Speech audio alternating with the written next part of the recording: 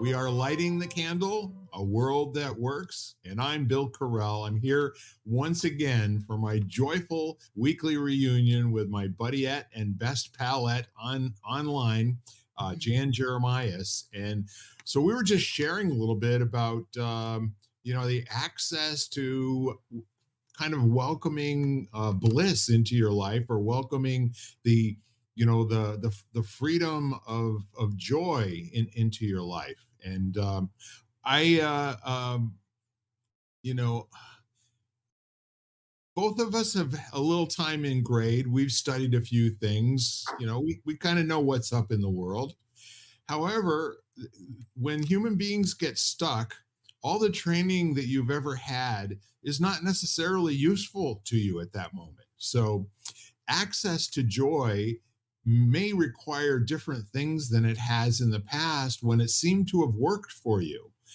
And you may find that sometimes you will do something, or you'll watch something that put you in a particular mood a while ago, and it just isn't. There's no juice. It's not doing it today. So we more or less. I brought up the Three Stooges, who I think are some of the most famous clowns that the world has ever known. They're right up there with the Marx Brothers, in my opinion, although they didn't have anywhere near the financial success that the Marx Brothers did. But with regard to vaudevillian slapstick humor, bringing that to the big screen, they got their job done, and they were not ever willing to hold back on a sight gag, or other things too. So when Jan was speaking, it kind of put me in mind of Curly's famous saying, "I'm trying to think, but nothing's happening."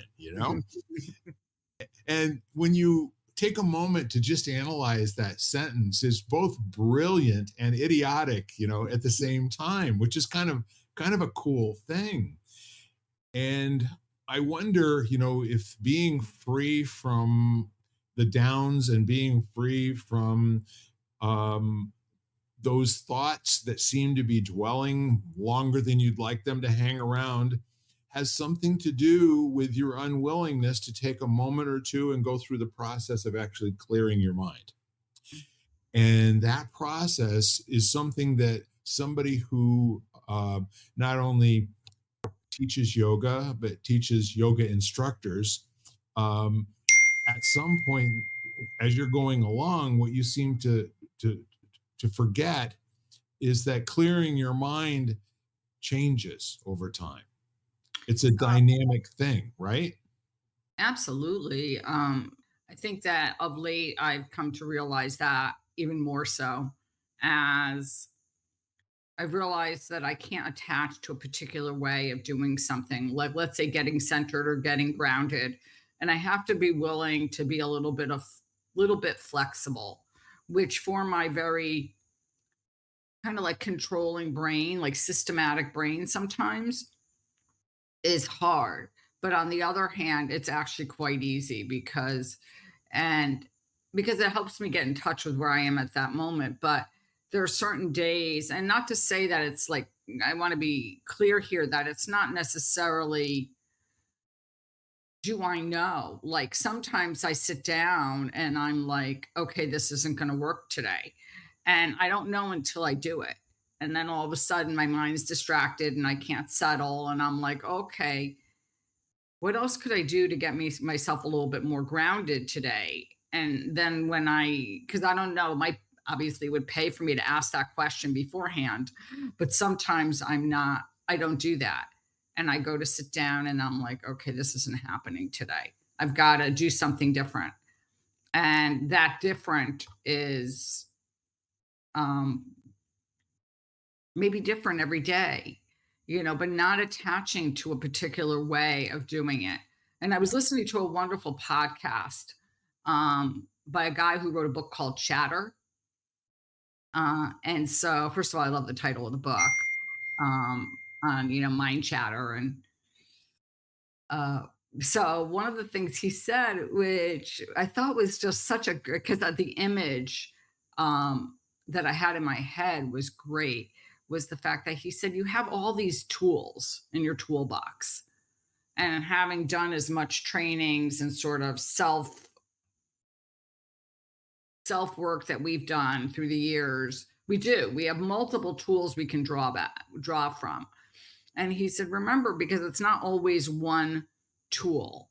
And he said, therefore, when you work with clients or people, it's not going to only be one tool for them either. You kind of need to offer them multiple tools. And he said, it's the equivalent of like a contractor going to a construction site to do a job. And he said, it's not like they only go with a hammer, Right. like that's their only tool. Is like, okay, I've got my hammer now, so I'm all set for this whole project. They go with all the tools that they need. And the same thing for us. It's like we have a bank of tools, and we kind of have to decide which one's going to work on a given day. And I really loved that. One is, like I said, the image really was a great comparison to me. It was like all of a sudden it reminds you of like, oh, that's right. I have multiple tools in my toolbox that I can use today, and which one is going to be the most appropriate, or which is going to be the most beneficial for me today in this moment. So I love that metaphor. I think the toolbox metaphor is something that everybody can identify with. And those of us at some time or another in our life have had to innovate and create, right? Necessity being the mother of invention. Hence, looking over your shoulder there, you have some light switches on the wall. And I noticed the screws that are there. Um, I can use a bread knife and get that cover off of there, even though I have no other tools around.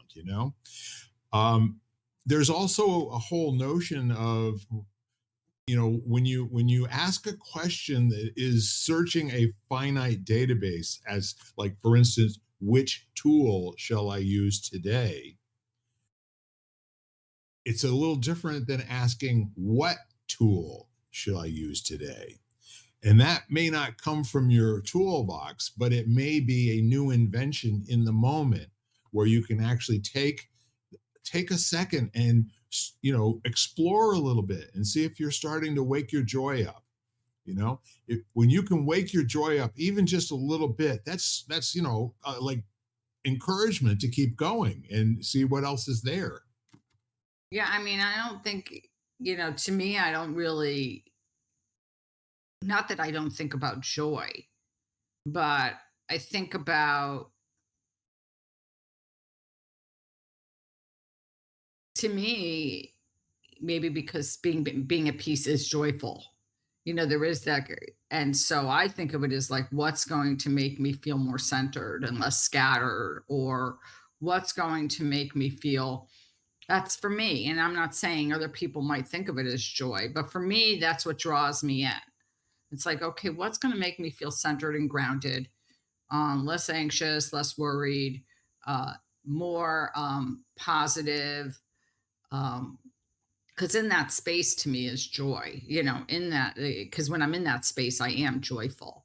I mean, if you like for comedy, like that's for you. And I was pet sitting I'm pet sitting and went from one house to another. So here I am, and I woke up this morning with a dog, my friend's dog by the side of the bed, her cat sleeping next to my head, and my dog and Tonka sleeping out like basically by my side on the bed.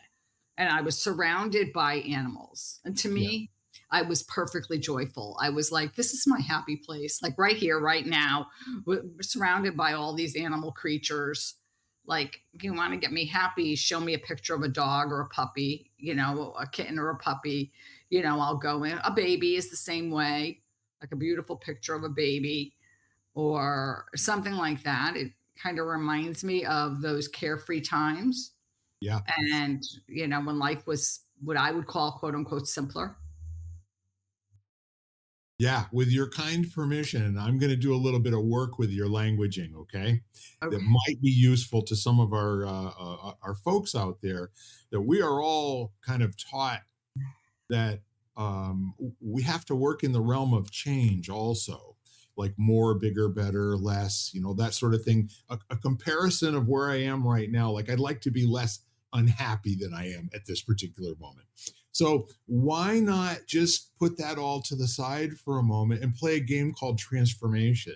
So when you sit down and you just notice that you're among dogs and you're in your happy place, you didn't try to make anything better. You didn't try to make it bigger or faster or anything like that. You just sat down and you took a minute to notice, holy crap, I am in my happy spot, right? So that is a transformational state change that anyone can produce anytime, day or night, if they're willing to give up the Richard Simmons deal a meal cards. You do not have to play with a deck, a finite number of decks where you change this protein for this protein or this vegetable for this vegetable. Yet we are taught that that's how the world works, that you try to make it hurt a little less, or you try to make, a little more income, or you try to make a little more love in your life, right? Don't play that game. You're always going to do less than you set out to do. You don't jump just high enough to not make it happen. Jump much further than you know it takes to make it happen, and be willing to just play full out for that moment to get your state changed so you can prove to yourself once again how powerful you and I are in the matter of our own self-interest and joy and that sort of a thing. So being grounded has a set of connotations that's extremely useful, because I hear that as an interpretation of the word that we like to use a lot, which is being mindful. That means to be in a space where you're kind of neutrally buoyant, and you're ready to interact with what's going on around you from a place of being settled, or a place of being able to clear your mind. Okay, so that would be how I would hear that. That might not be what you mean by being grounded. So I mean, that's to me, being grounded is being centered, is the yep, word I use. It's coming from center, whether, and how I access that, for my students, my clients, myself, might be different every day. One, it might be a place where I try to get people to feel center in their body. And by feeling centered in the body, yeah, they kind of feel centered. That centering kind of travels outward. So they feel it in their body and they get that association. And then all of a sudden they notice that they're more centered in their breath, or they're more centered in their brain and their thoughts. And then energetically, you tend to feel more centered because everything else is kind of has fallen in place. So therefore, you just overall then feel more centered or yeah. grounded. And so, and the reason I think I use the word grounded so much, because I'm very into that energy of the earth. So literally, if I want to feel more centered or grounded, then going barefoot or putting my feet on the ground is really helpful. It's like and I tell people that all the time when I'm sitting and guiding people. I'm like, if you can, take off your shoes and put your feet on the floor. Feel the ground, feel that center, Or the put your ground feet on energy. Tonka for a minute. What? Or put your feet on Tonka for a minute. Or put your feet on Tonka for a minute, right? And so just that, and so I think that might be that access point might be different sometimes for me. And I'm not attached to one versus the other, but that's the verbiage I'm using, is that's why I'm using it, because I think we tend to come from a very outwardly, everything comes like where we don't really think about it, and we haven't really it's almost like we haven't asked ourselves to participate. We just do. It's not conscious in any way. It's purely by rote or system, and the fact that we know we have to do it, and so we do it.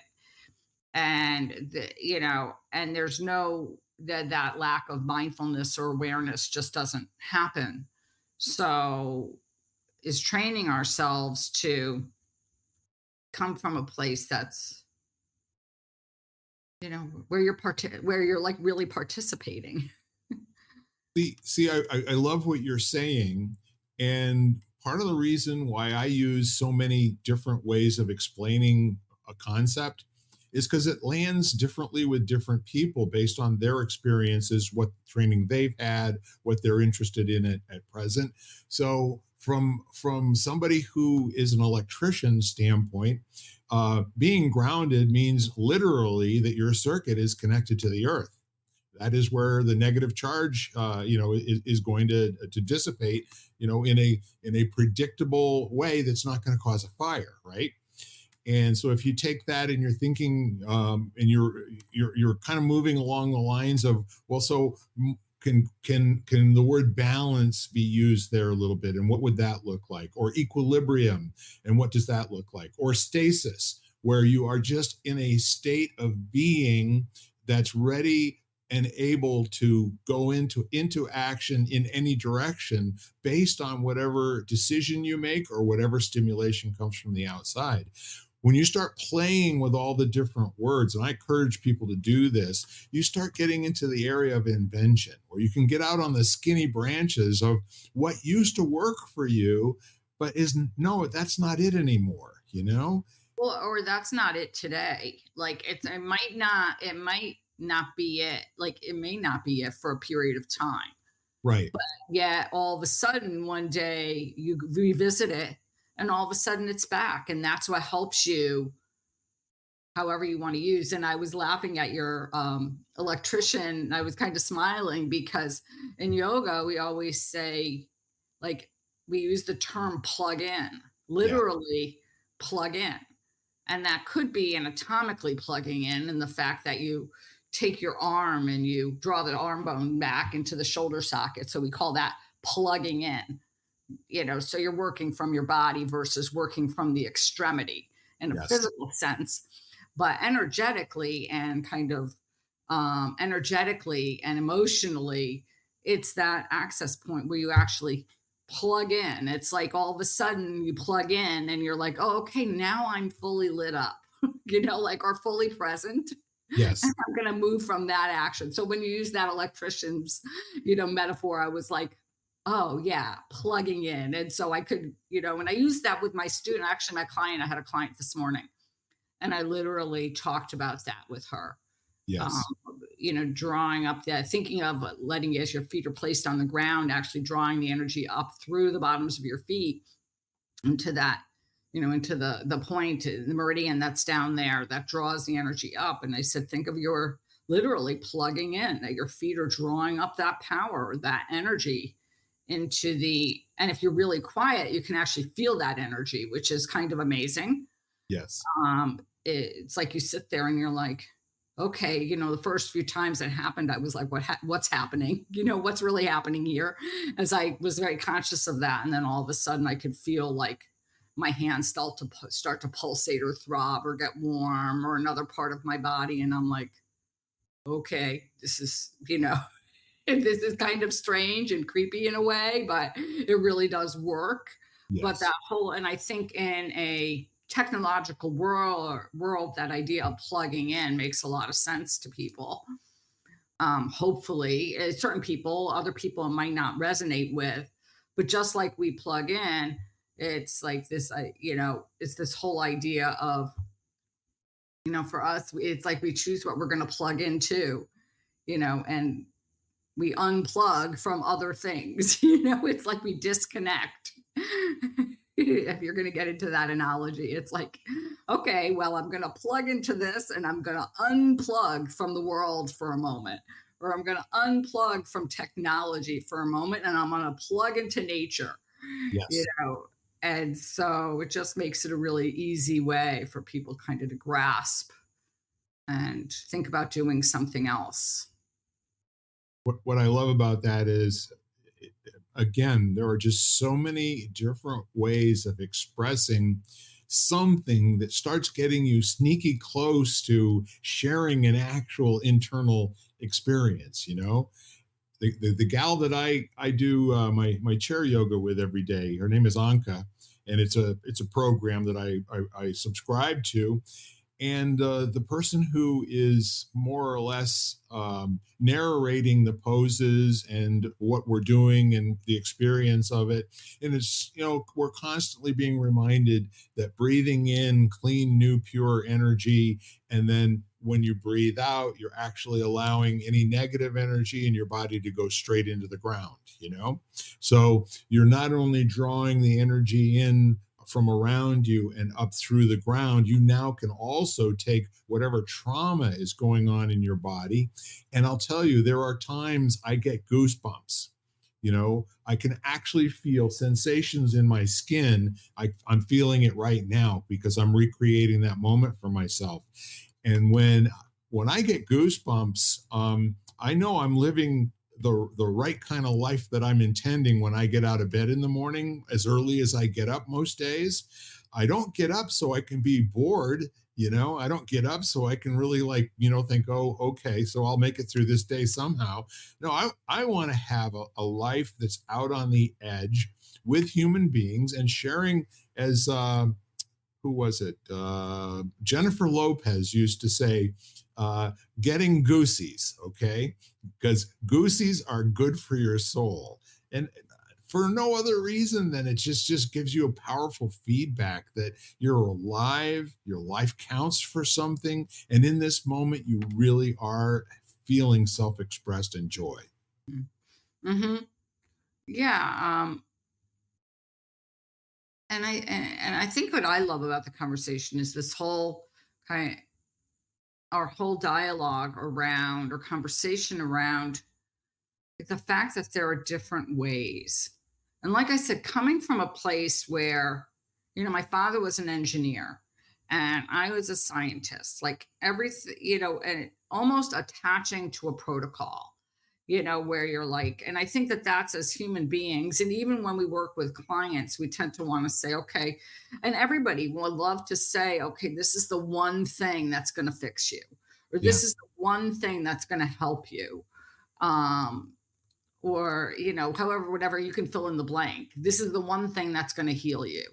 And I always feel like I don't believe there's only one thing, No. like, ever.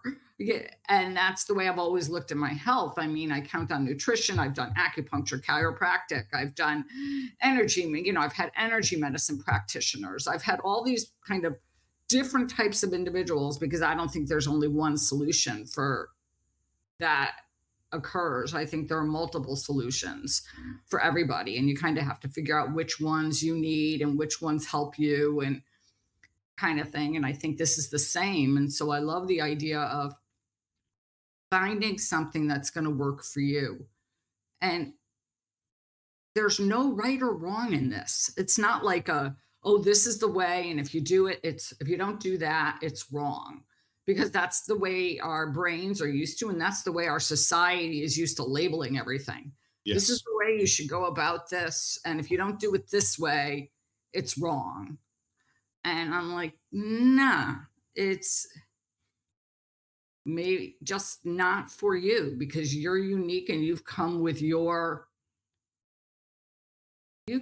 all your experiences from your life, which is different. I mean, maybe similar, but different than everybody else and their experiences.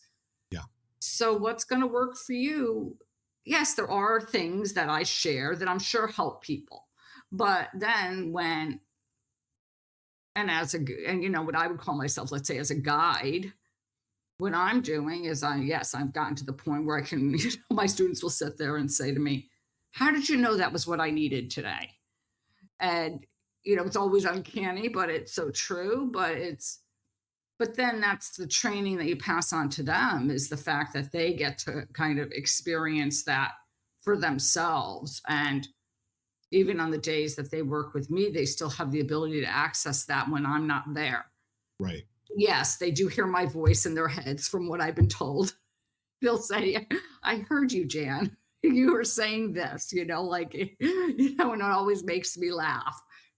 As my client will say to me, I was sitting in church and all of a sudden I heard your voice in my head, like, and it was like, okay. And I'll look there and say, was that a good thing or a bad thing? That you heard my voice.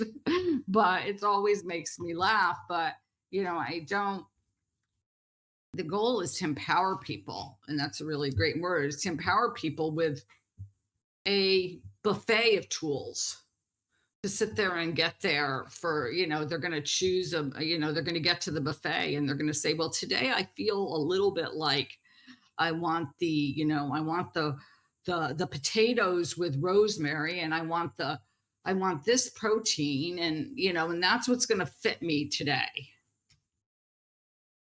Yep. I love it. And there's a risk in describing to people that there is no formula or recipe is to start to give them a formula or a recipe for there is no formula or recipe.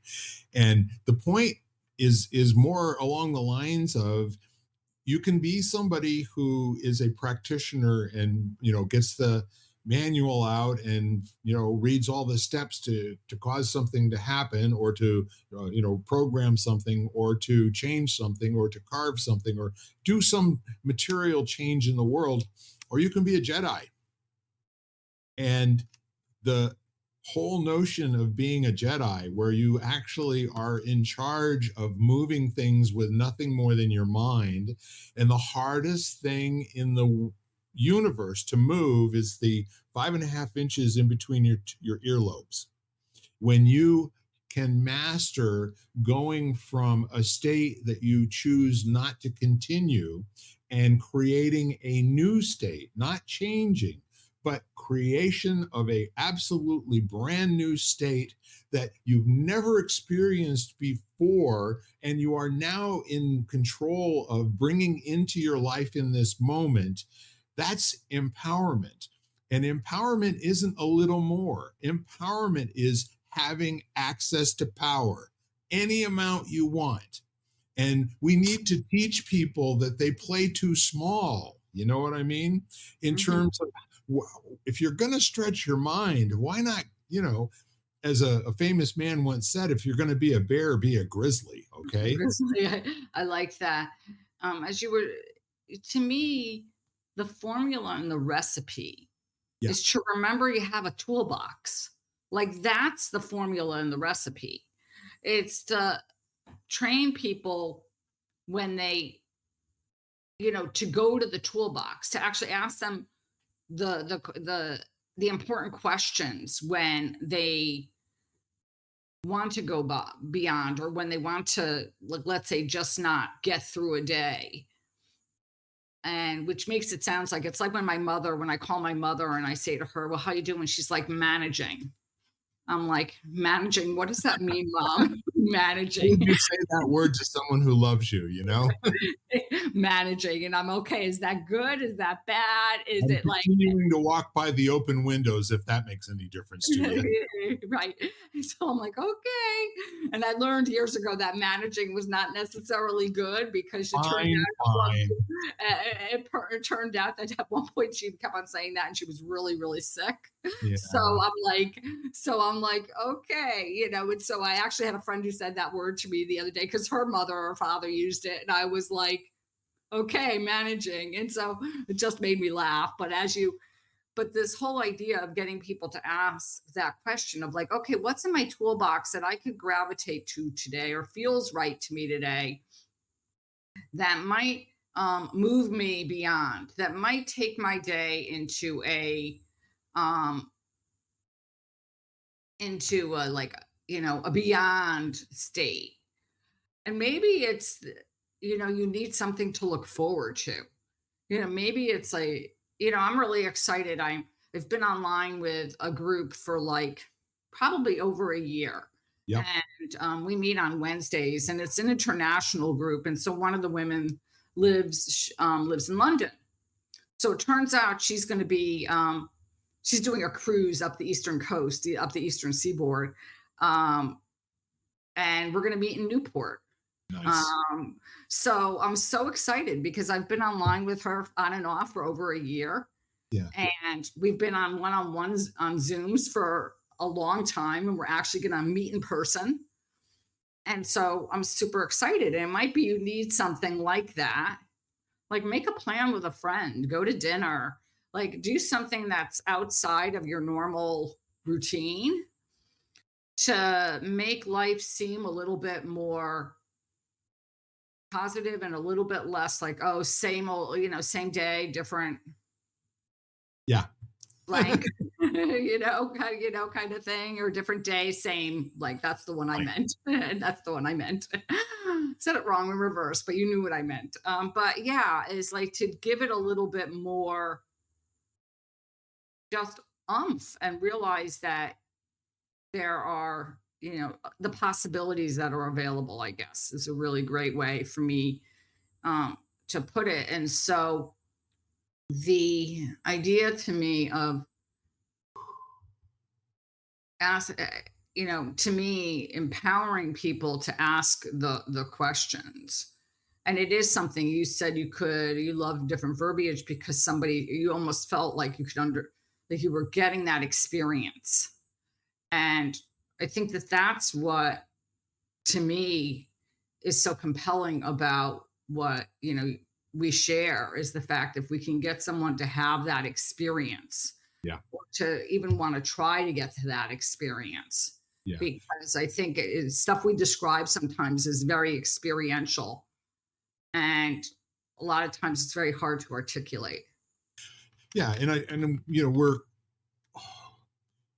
if you can master metaphor and simile, those two things in your language, where you can just keep coming at explaining something and better, it's like this, or imagine yourself that this is going on. So, for example, the toolbox metaphor, I absolutely love that. And I want you to know that everyone that's listening out there, you're in a different place on the continuum of life's toolbox editions. Okay. Mhm. So never, ever be confined to the toolbox that you open up, because you can always immediately, if not sooner, put new tools in there. I want to invite you to take on, what if you had Merlin's toolbox? What if you just had this bag and you reach in there and whatever you needed in life came out automatically? Well, to Merlin or Mary Poppins would be another one I would think about. Or somebody used the example the other day of MacGyver's toolbox, like that, that kind of idea that you could, like, just, create something, like you're going to take a battery and whatever and make a, make a blowtorch. Yeah, or the Martha Stewart simile, which is, I'm going to take these empty beer cans and knit myself a new bedroom for my house. Right, right, exactly, exactly. When you can have fun in a moment creating something that wasn't there before. Some people just learn how to laugh at their stress. Like, find the humor that you, as the powerful human being that you are behaving the way, somebody who's sort of 3 years old might behave if they were confronted with the notion of a boogie monster, and there is no boogie monster out there. And it should really crack you up to think, why am I allowing this to change how my day is going? Why am I even wasting any of these precious moments called life, dealing with this? Why don't I? Well, because you're a butthead, Bill. That's why. Because sometimes you're just stupid and you're unwilling to give up being a nasty human being. Well, I'm laughing because did I share with you? I think I shared with you the Brene Brown YouTube that I listened to the other day, and Yeah, it's one thing I have to say about her is that I love listening to her because she really, like, she laughs at herself all the time, yeah, and like, and some of the that's one of the things you learn after, I've experienced after so many years of being with a number of different really famous meditation teachers or whatever, is, first of all, they're brutally honest with themselves, like they really, and they have the ability to laugh at themselves or kind of show their very vulnerable human side. And I remember doing a workshop with Pima Chodron at the Omega Institute, who's a big meditation teacher. And it happened to be Mother's Day. And she comes out, and here she is. Like, you have this image in your head of, like, oh my gosh, nothing ever phases this woman because she's this huge meditation teacher. Like, she can go into a trance in any second. And yeah. she opens up and says, "You'll have to excuse me. I'm a little bit ticked. My son didn't message me for Mother's Day." And everybody in the audience just cracked up because it Of was course. such a human thing of like, I'm really upset because I'm a mother and my son didn't message me for Mother's Day. And so I'm a little bit annoyed at the moment, just that very human feeling of her being upset. And first of all, it makes anything that any of these teachers or any of the people that I followed or I read and then did workshops with, it seemed so much more achievable to me Yeah. because I didn't feel like I was trying to reach some state by a person who was like superhuman or something or super almost godlike that I was never going to attain. Yes. So it brought it down to me sitting there going like, "Oh, okay. That's really interesting because she's a human being and she has the ability to get into this state. Yes. And none of us are perfect and we have days where we get up and we try stuff and or we go out and then something happens and because we're human beings, we have emotions, we're not robots. You know, the what everybody has this persona of like, oh my gosh. And if you've ever met anybody who's famous, like a famous writer or famous, you realize like, it was like when I used to see pictures or film clips with Mary Oliver. And I love Mary Oliver and I loved her and I cried when she passed away. But she was, she was a human being. It's like us all, it's like, and all of a sudden you're like, okay, they're just people. Yeah. Yeah. And all of them, every last one of them had their good days and their bad days. And um, I never got to see Wayne Dyer live other than on television. Um, and I appreciated how he would go away for months at a time by himself to just kind of like ponder certain questions and to see if he could come up with strong enough answers to ever feel like he knew what he was talking about. He would, and all of these things would be new similes and metaphors to be able to share the humanity of all human beings, that we're all in this together and nobody's got this completely sorted out. But my favorite Wayne Dyer story was the one where he talks about for all the years when he was a kid, he always referred to himself as a scurvy elephant. And what it wound up being was he had come home with a note from school that the teacher said that he was a scurvy elephant. And later on, he finally figured out that that wasn't what was said at all. He was a disturbing element, okay, Mhm, not a mhm. scurvy elephant. So all of these things like you and I take in and we process misinformation and then we act as if it's true in our life and we behave with it and we interact with it as if we know certain things, and the truth is we don't know our butt from a hole in the ground, and quite frankly the thing that we think we do is in our way. So when you're in a situation and you can find yourself the human moment to realize that what you've interacted with for years, it's just not so. It really isn't so. It never was so. It was something that your mind put in place, and then you found evidence for it over and over and over again. But now all of a sudden, you can transform because now you're willing to let it disappear as opposed to change it a little bit. Life's Well, not about change it a little bit. Life's about disappearing the things that will make you die before you're old, okay? well, as you're saying that, that to me are like all the false beliefs that all the stuff we've heard people tell us, we mishear, meaning like Wayne Dyer, like, whatever it was. And we're given those messages. Basically, I was in a meeting I think it was last week. And I mean, basically, we come out of the womb and we're told stuff. Right. And we're told stuff by other human beings who have or society, or and we take those things on excuse me, Yep. and we own them. And then all of a sudden, one day, if you're blessed enough, you wake up and you're like, that makes no sense. Like, why did I believe that? Yeah. That doesn't that doesn't really make any sense at all.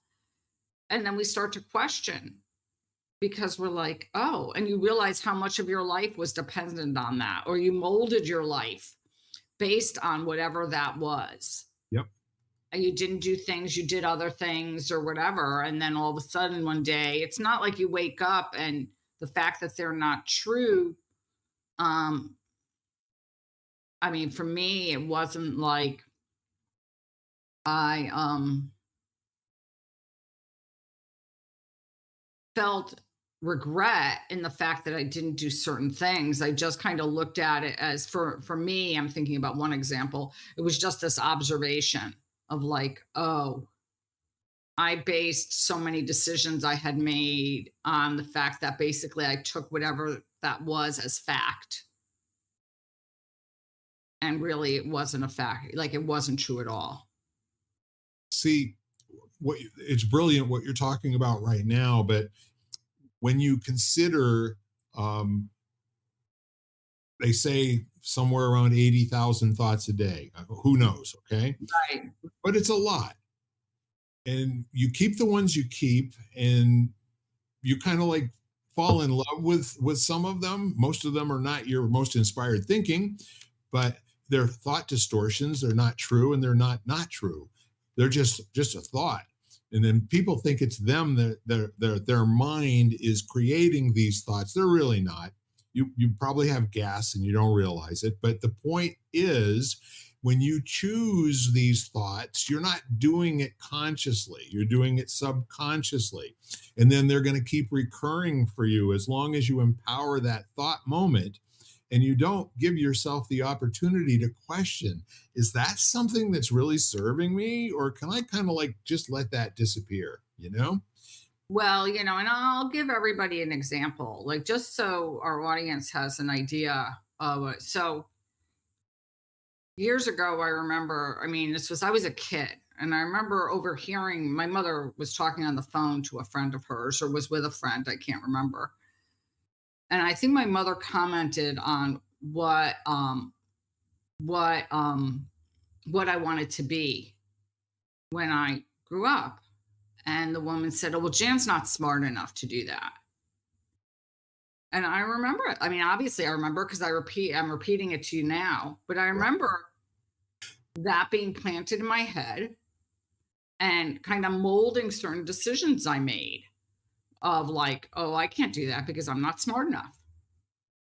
And carrying that around with me and that being reinforced by other adult figures that I came into contact through the years until one day I remember hearing that voice in my head that said, "You're not smart enough." And then thinking to myself, after I had gotten like 10 degrees to prove it wrong and, like all these things. And I'm not saying it was necessarily bad, because I did, go in the opposite direction. I was going to prove it wrong.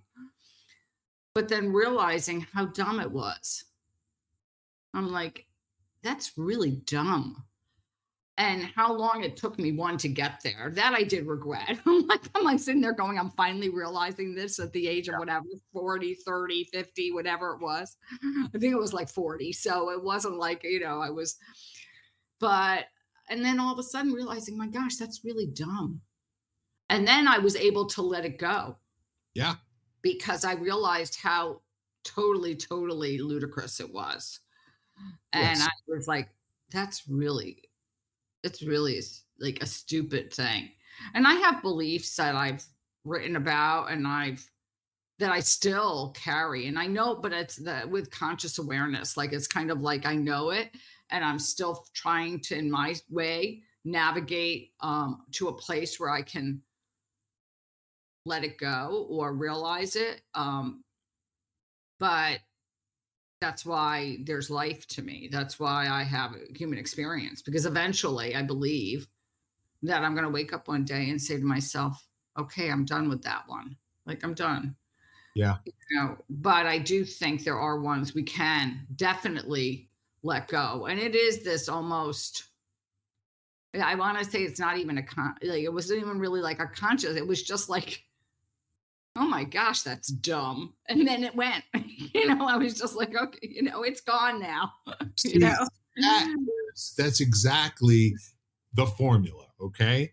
That you can't replace a thought by thinking not to have it, okay? All you can ever do is to recognize something as being worthless. And see, this is the deal, okay? You and I don't realize what we believe until it hits us in the face a bunch of times. And the reason for that is because it's not a belief, it's just how things are. This is the way the world works, and this is how things are, and there's nothing I can do to change that. So I have to come up with a strategy to go around it, go over it, take it on and tackle it or something. But at the end of the day, most of the things that you've worked the hardest on in your life weren't there to begin with. You only thought they were. And so I'm with you. The programming that we get externally, and people understand this really well because it's going on at a major level now with generations of kids that have gone through all of this programming and into corporations and government and all the rest of this sort of thing. And what it's coming down to is to making them better citizens and more docile and more willing to accept things that don't make sense. And quite frankly, it's enough people so that there's some momentum in that particular area. However, people are waking up and they're going, that's kind of dumb. Why are we doing this? And enough people are saying that, in a powerful way, that maybe there's a direction that's changed that's going to come here. And people will actually spend more time working on how they can be fulfilled in the life that they have and be less worried about what's going on out there in the world and start focusing on what really matters, like relatives and family and their vocation and all. What's close to you? What do you put your hands on every day? Don't worry about people that you've never met someplace else in the world.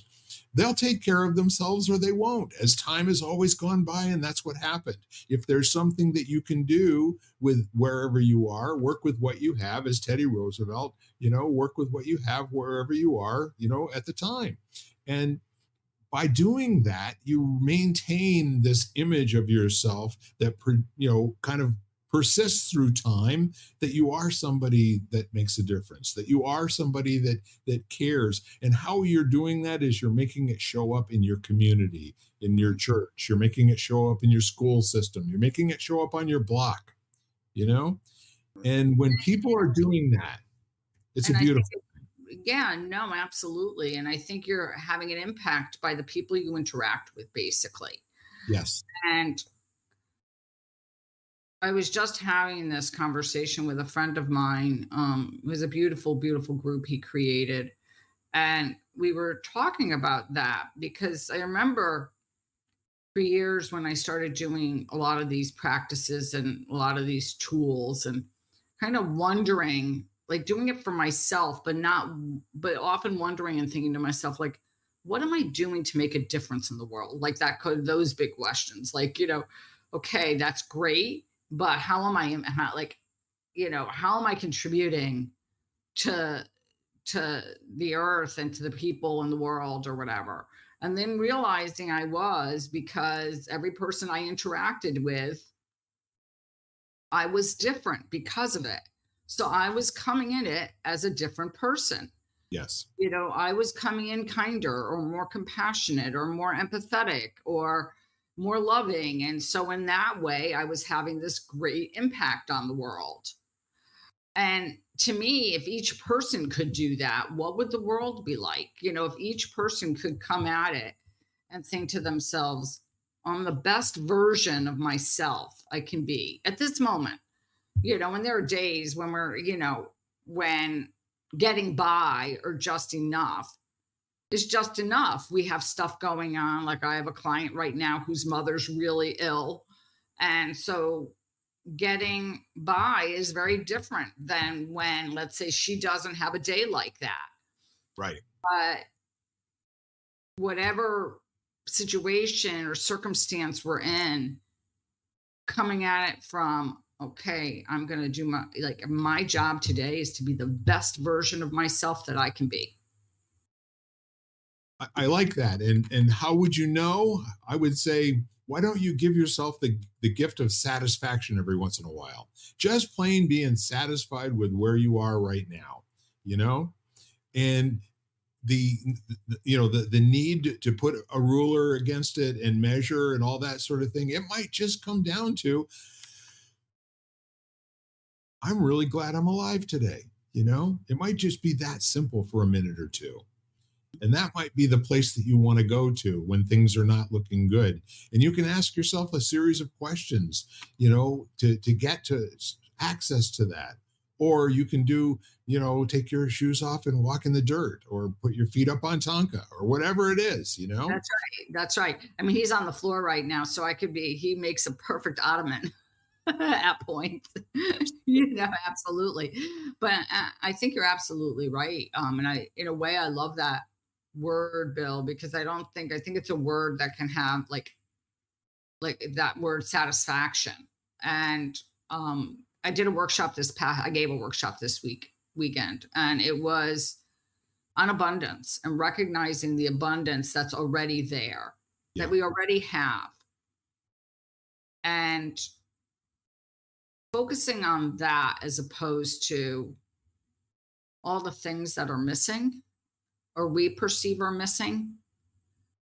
Um, and really going at it from that to the abundance of wisdom that you have, that you've gained from the abundance of whatever you can fill it in the blank, and practicing it from um that kind of realm. And it was really interesting because the image that came to us for this workshop for all the graphics was a pearl and like a shell. And so I read up about pearls, which I didn't really know that much about pearls, and the formation of pearls. And it was beautiful because it's actually an irritant. It's first of all the only gem that's created within a life form, which I didn't know, another living Yeah. thing. And then it's an irritant that actually cause a grain of sand inside or some sort of irritant that layers of, you know, argonite and things surround itself, and that creates a pearl. And I thought, love that image. And so when I think of abundance or the whole idea of, you could use the word satisfaction or contentment, is another good word, is this idea of like, can I just be happy with where I am at the moment? In spite of whatever it is, because your destiny as a happy human being rests with no one else's responsibility but your own. And I really love my favorite definition of wisdom. I don't know if you've heard this before. I may have even said it, but you know, master, what is wisdom? Well, wisdom is good judgment. Okay. And master, where does good judgment come from? Experience, my friend. And master, where does experience come from? Bad judgment. So when it all comes down to it, if we can quickly unhook from something and just say that didn't work, now what? you know and that, I mean, this is just like the lowest binary programming that you can operate at if you can train yourself to be awake enough to do so. That's like, okay, am I wasting good time after bad fretting over something that didn't work right now, trying to figure out in my mind what I could have done differently or how I might, the moment for that has passed. It's gone. Your past is just your past. It's not a life sentence. Give it up, let it go. Yeah, I mean, I think that the beneficial thing to me of the past is that if it becomes a part of your story and you can share that story with others to inspire them, then the past is wonderful because you're using it to demonstrate something or to maybe prove, not prove in a bad way, but to show other people possibility or, the ability to overcome a challenge. Yes. And that way, I think those past experiences or stories, you might are really hugely impactful because I Right. think as human beings, we better understand something based on a story. I think if we hear a story around something, all of a sudden we're like, oh, we can relate to it. And it's Agreed. not as abstract. So, in that way, the past, I think, is really useful because you Complete. hear other people's experiences or stories and you're like, wow, like if they could do, whatever, whatever, then, and, it's really interesting because I'm on the phone, a lot with a close friend of mine, and her son's story or experience, life experience, is really inspiring to me. And I believe that, he's been very ill on and off. He's in his 20s since he was an infant, like very ill. So as I find him inspiring, I feel like he has to have this greater purpose of being here because otherwise he would have surrendered to his illnesses long ago. And yet he can't find peace within the story yet. And he's somewhat young, but he's in a way kind of, I don't want to say floundering, but he's looking for his way. And he hasn't and he is young, but, when I was talking to her the other day and I said something about how I find him inspiring and that I know that he has this greater purpose. And she said to me, I wish he felt like that, but he can't see it yet. Right. And part of me, and it's not like you can do it for the person, like that's something you can't do for someone else. Part of me wants to like shake him and go, don't you realize I know you have a greater purpose? Like I just know it because you're here, and otherwise you would not be. But that's something that somebody has to find for themselves. Well, see, that's yeah, cliches. I love them. They're you can buy them by the gross, but the two best days in a person's life are the day they're born and the day they find out why. And having a why doesn't mean that you've settled in on a sentence that works for you your entire life, but it's more like you've decided that you're going to wrestle with, you know, what's next and what's next and what's next and what's next until you've gotten to the place where you've completely I'm finished what you need to finish. Yes, I'm here. I just have to plug in. So Oh, well, we're at a point where it's time to wrap anyway, my friend. okay, I was just moving to where the plug was because I was like, I didn't take the plug in with me. And my computer now is at 4%. Eric, you can cut that out. So Or leave it in because life happens. Life is what happens while you're busy making other plans. that's right. But no, I agree. And that purpose can can definitely change. Um, I think as we evolve and we become more, we have different life experiences. All of a sudden, our, where we, all of a sudden the GPS repeat like adjusts itself and says, okay, this is now this is now the direction you need to go in. Yeah. Well, I'll tell you what. One of the fun things about doing what I do when I'm working with people in coaching is it's a simple process. Somebody says, how can I be successful, in my life? And my answer is don't stay stuck. That'll be $10,000, please. Mhm. The keys to the kingdom is to make what seems complex in your life as simple as possible.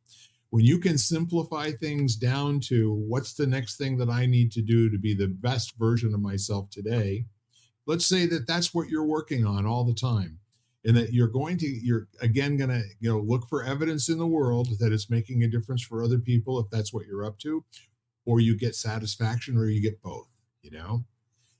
And when that's happening, that might just be a life well lived.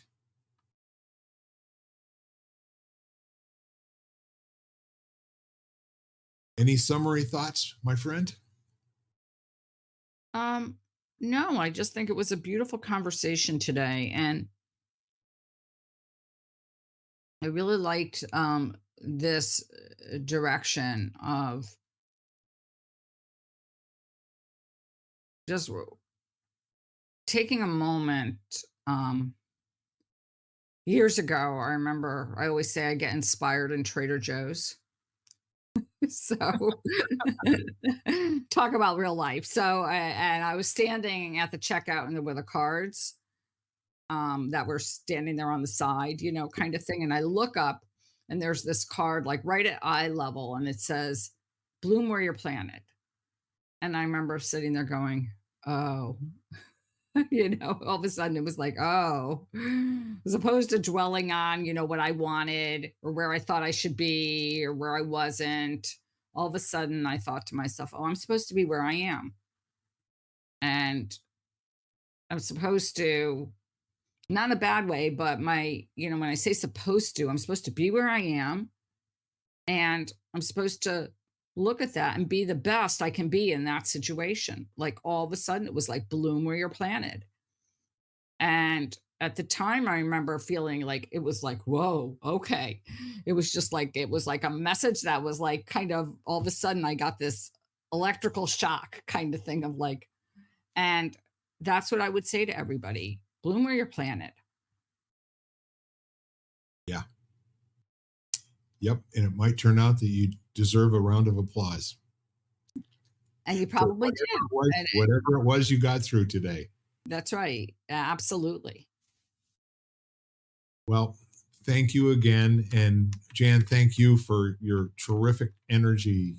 You feed me up a healthy dose of energy every single week, and I love you for it. I appreciate it so much. And all you folks at home, I'm going to go back to inviting you to ring up somebody who you care about, send them a text or an email or something, and just let them know that your life is better because they're in the world, and that if they ever need you, you're only a phone call away. So we are lighting the candle, a world that works. And thank you all for coming. Thanks, everybody. Have a great week. You've been listening to Lighting the Candle, a World That Works, part of the Exvadio Podcast Network. You can catch every episode as well as the rest of the network at exvadio.com, the Apple Podcasts app, Google Podcasts, Spotify, iHeartRadio, Audible, Amazon Music, and wherever you find podcasts.